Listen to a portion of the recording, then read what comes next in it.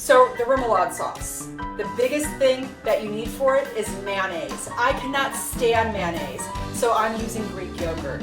Now I combine my Momo's recipe with recipes I've tried in the past of remoulade sauce that are two very different kinds of remoulade sauces.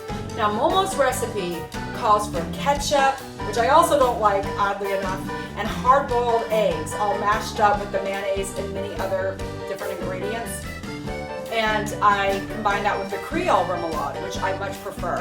Both also have mustard. So you're gonna add about 3/4 of a cup of Greek yogurt.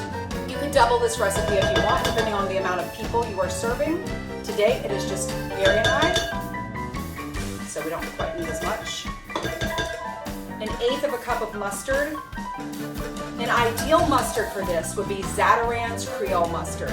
Use what you have, the spicier the better. About a tablespoon of paprika, about a half teaspoon of pickle juice. If you don't have pickle juice, use apple cider vinegar, lemon, something really tangy.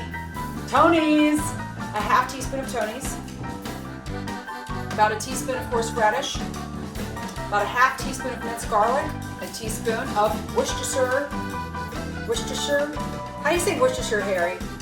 Worcestershire. I have a friend from Worcester, Massachusetts. And a splash of Tabasco.